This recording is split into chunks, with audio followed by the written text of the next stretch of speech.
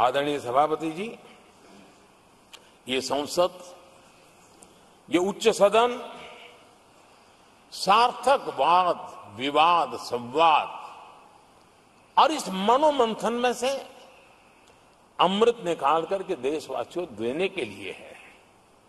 ये देश का सबसे बड़ा मंच माना जाएगा। लेकिन जब मैंने कई वरिष्ठ नेताओं की बातें सुनी पिछले 2 दिन में, सिर्फ मुझे ही नहीं पूरे देश को निराशा हुई है। यहां कहा गया कि ये देश के इतिहास का पहला चुनाव था जिसका मुद्दा संविधान की रक्षा था। मैं जरा उन्हें याद कराना चाहता हूं, क्या अब भी ये फेक नैरेटिव चलाते रहोगे क्या? क्या आप भूल गए 1977 का चुनाव? अखबार बंद थे, रेडियो बंद थे, बोलना भी बंद था और एक ही मुद्दे पर देशवासियों ने वोट किया था। लोकतंत्र की पुनर्स्थापना के लिए वोट किया था।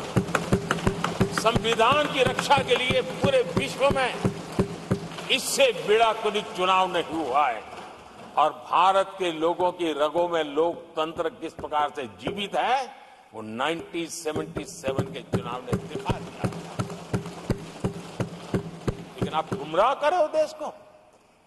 मैं मानता हूं कि संविधान की रक्षा का वो सबसे बड़ा चुनाव था और उस समय देश की विवेक बुद्धि ने संविधान की रक्षा के लिए उस समय सत्ता पर बैठे हुए लोगों को उखाड़ करके फेंक दिया था।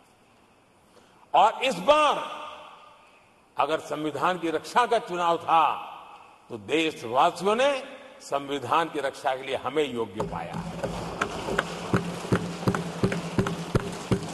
संविधान की रक्षा के लिए देशवासियों को हम पर भरोसा है।